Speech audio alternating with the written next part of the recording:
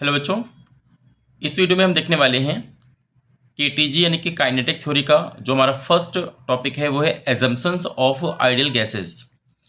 यानी कि kinetic theory of gases में हमको ये देखना है कि जो हमारी आइडियल गैस होती है उसको उसके क्या क्या एजम्पशंस होते हैं। जैसे कि आप जानते हैं कि हमारे आसपास की जो गैसेस होती हैं बेसिकली वो हमारी रियल गैसेस होती हैं, यानी कि प्रैक्टिकल गैसेस। बट हम लोग इस पूरे चैप्टर में हम आइडियल गैस को ही लेकर के हम आगे बढ़ेंगे और जो भी हम यहाँ पे कॉन्सेप्ट सीखेंगे या फॉर्मूला ड्राइव करेंगे, लॉज वगैरह पढ़ेंगे, वो बेसिकली हम आइडियल गैस के ही पढ़ेंगे। जैसा कि आपने लिक्विड में भी पहले यहाँ पे आइडियल लिक्विड को लेकर के हमने ड्राइव किया है चीज़ों को, और उसके बाद फिर हमने बाकी अपना जो प्रैक्टिकल लिक्विड उसको लेकर हम लोग चल रहे थे, जैसे विस्कोसिटी समथिंग। तो अब क्वेश्चन यहाँ पे आता है कि आइडियल गैस हमारी एक्चुअल में होती क्या है। तो देखिए उसके लिए कुछ कुछ एजम्पशंस हैं, आइए हम लोग यहाँ पे पॉइंट वाइज इसको डिस्कस करते हैं। तो देखिए पहला हमारा पॉइंट है कि the size of gas molecules is very small, that is tiny particles. अब देखिए यहाँ पे जो हमारा आइडियल गैस हमको लेके चलनी है उसके अकॉर्डिंग क्या है कि उसके जो मॉलिक्यूल्स होते हैं उनका साइज हमारा बहुत ही क्या होगा, स्मॉल होना चाहिए।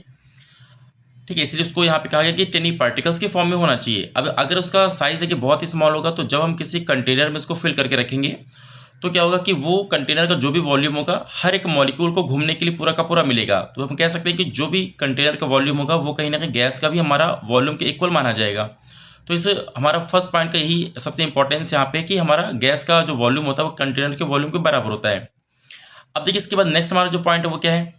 सेकेंड पॉइंट कह रहा है कि the molecules of a gas are identical, spherical, rigid and perfectly elastic point masses. अब देखिए एक तो आपने जो आइडियल गैस के मॉलिक्यूल्स हैं उनका बहुत ही साइज छोटा माना है, यानी कि बहुत ही टिनी पार्टिकल्स। बट हाँ, जो भी उनका साइज है भी वो कैसा है, वो देखिए आइडेंटिकल है, यानी कि जो भी आपने गैस फिलअप किया है वो आपके सभी गैसेस की जो यानी कि जो हमारी गैस है उसके सभी मॉलिक्यूल्स क्या होंगे, आइडेंटिकल होने चाहिए।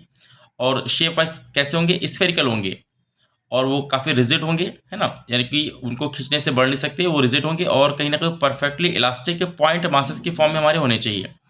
तो देखिए हमारी सेकंड पॉइंट आपको यहाँ पे याद रखना है। आइए उसके बाद हमारा जो तीसरा पॉइंट है वो देखिए क्या है कि molecules of a gas keep on moving randomly in all possible directions will all possible velocities.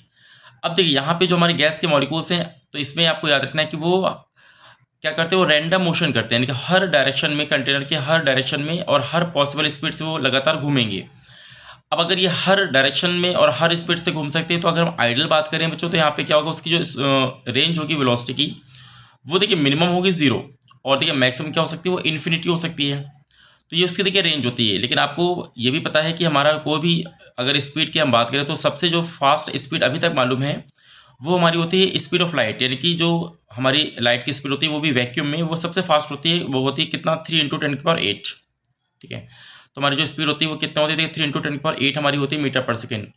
तो अगर हम बात करें तो प्रैक्टिकल रेंज क्या होती है, वो बहुत ज़्यादा होती है, तो हम जनरली इसको किलोमीटर पर सेकेंड में हम मान के चलते हैं। जैसा आपने देखा होगा कि हमारा ग्रेविटेशन में जो एस्केप वेलोसिटी होती है किसी प्लेनेट की वो किस में होती है, वो हमारी किलोमीटर पर सेकेंड में होती है। तो इसी तरीके से कहीं ना कहीं हमारा जो यहाँ पे वेलोसिटी होती है गैस के पार्टिकल्स की वो कहीं ना कहीं हम किलोमीटर पर सेकेंड में जनरली हम लोग यहाँ पे रखते हैं।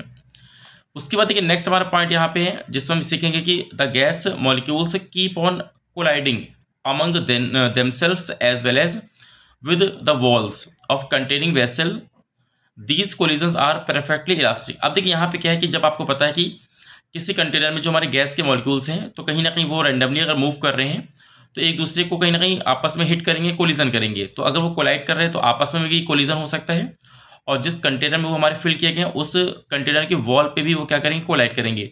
तो यहाँ पे बच्चों जो कोलिजन हमारा होगा वो कैसा होगा, वो होगा परफेक्टली इलास्टिक। जैसा कि आप जानते हैं कोलिजन हमारा 3 टाइप का होता है, एक परफेक्टली इलास्टिक, एक होता है इन इलास्टिक, एक होता है परफेक्टली इन इलास्टिक। तो यहाँ पे हमारा परफेक्टली इलास्टिक हमारा कोलिजन हम यहाँ पे मान के चलते हैं, जिसमें हमारा जो मोमेंटम होता है लीनियर और जो हमारी एनर्जी होती है वो दोनों क्या होते हैं, कंजर्व होते हैं। तो ये आपको एक ये भी इंपॉर्टेंट पॉइंट है जो कि आपको अच्छे से समझ के चलना है आइडियल गैस के लिए। तो इसका जब हम लोग आगे चल के इसका प्रेशर का फॉर्मूला डिराइव करेंगे तो भी हम लोग कहीं ना कहीं यहाँ पे मोमेंटम वगैरह इसका फाइंड करेंगे। अब देखिए आगे नेक्स्ट हमारा पॉइंट अगर हम बात करें तो यहाँ पे लिखा है कि the time spend in a collision between two molecules is negligible in comparison to time between two successive collisions। अब देखिए यहाँ पे क्वेश्चन ये आ रहा है कि जब दो मॉलिक्यूल के बीच में देखिए यहाँ पे कोलिजन होगा तो वो हमारा जो टाइम लगता है दो मॉलिक्यूल के बीच का कोलिजन वो बहुत ही आपको यहाँ पे नेग्लिजिबल लेके चलना है। हाँ, अगर हम बात करें कि किससे हम कंपेयर कर रहे हैं तो टू सक्सेसफुल कोलिजन, यानी कि अगर दो कोई सक्सेसफुल कोलिजन अगर यहाँ पे हो रहे हैं तो उस दो सक्सेसफुल कोलिजन का टाइम ज़्यादा होना चाहिए और दो मॉलिक्यूल के बीच का लगने वाला जो टाइम है बहुत ही कम होना चाहिए। तो आप ये कह सकते हैं बेसिकली हमें टाइम देखिए किस टाइम को हमें कंसिडर करना है। तो ऐसे में हम आइडियल गैस के टाइम को कंसिडर करते हैं जब हमारे दो सक्सेसफुल कोलिजन होते हैं, उसी टाइम को यहाँ पे हमें कंसिडर करना है। अब आगे चाहे हम मीन फ्री पाथ को पढ़ेंगे तो भी हमको इसी टू सक्सेसफुल कोलिजन को ही लेना होगा, और जब भी हम प्रेशर को फाइंड करेंगे तब भी हम क्या करेंगे, टू सक्सेसफुल कोलिजन को ही यहाँ पे हम लेंगे। उसके नेक्स्ट हमारा देखिए पॉइंट क्या है, अगला हमारा पॉइंट है कि the number of collisions per unit volume in a gas remains constant.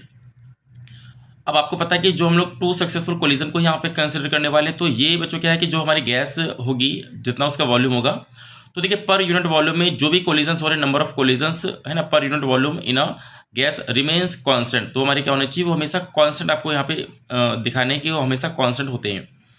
उसके अगला देखिए बहुत ही इंपॉर्टेंट पॉइंट है, वो क्या है देखिए, कह रहे हैं कि there is no intermolecular force between molecules. देखिए सबसे इंपॉर्टेंट पॉइंट यहीं पे है कि अगर आपने आइडियल गैस को यहाँ पे लेकर के चल रहे हैं, तो आइडियल गैस में हमारे दो मॉलिक्यूल के बीच में कोई इंटरमोलिकुलर फोर्स नहीं होना चाहिए, यानी ना तो अट्रैक्शन फोर्स ना ही रिपल्सिव फोर्स। इससे देखिए क्या फ़ायदा होगा कि अगर हमारा इंटरमोलिकुलर फोर्स नहीं है दो मॉलिक्यूल्स के बीच में, जबकि रियल गैस में ऐसा नहीं है। रियल गैस में आपको कुछ ना कुछ इंटरमोलिकुलर फोर्स देखने को मिलता है, बट आइडियल गैस में हमको उसको नहीं लेके चलना है। तो हमारे कहीं ना कहीं देखिए पोटेंशियल एनर्जी बच्चों क्या होगी, जीरो होगी। ऑलवेज हमारी आइडियल गैस की जो पोटेंशियल एनर्जी होती है वो जीरो होती है। तो हमारी जो आइडियल गैस होती है इसमें सिर्फ किसकी वजह से एनर्जी होती है, तो ओनली काइनेटिक एनर्जी हमको देखने को मिलती है।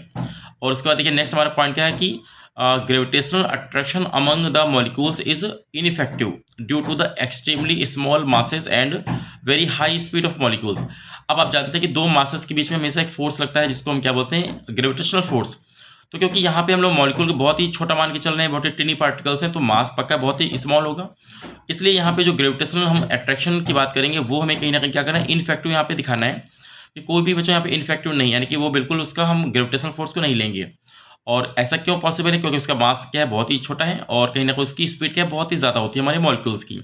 और इसके अलावा आपको ये भी ध्यान देना है कि जो हमारे मॉलिक्यूल्स कंटेनर या वेसल्स में हमारे मूव करेंगे, वहाँ पे जी का हमको बच्चों यहाँ पे रोल नहीं लेना है, यानी कि हमको जी का भी रोल नहीं लेना है। अदरवाइज अगर जी का आप रोल लोगे तो कहीं ना कहीं आप जानते हैं कि अगर कोई भी मॉलिक्यूल हमारा हॉरिजॉन्टली मूव करता है तो ग्रेविटी की वजह से क्या होता है, उसका शेप पैराबोलिक हो जाता है। तो यहाँ पे हमें ध्यान देना कि हम अभी यहाँ पे जी के इफेक्ट को भी नहीं लेने वाले हैं। तो ऐसे ये कुछ एजम्पशंस हैं जिनको आपको आगे के जो टॉपिक्स हमारे आएंगे केटीजी के, इनको पढ़ते समय एक एक पॉइंट को ध्यान देना है। इसमें स्पेशली कुछ हमारे पॉइंट्स हैं जो कि आपको ज़्यादा से अच्छे से ध्यान से देने हैं। तो आई थिंक इतनी बात आपको क्लियर होगी हमें क्या क्या पॉइंट्स यहाँ पे समझ के चलने हैं। तो मिलते हैं अगली वीडियो में, तब तक के लिए बहुत बहुत थैंक यू।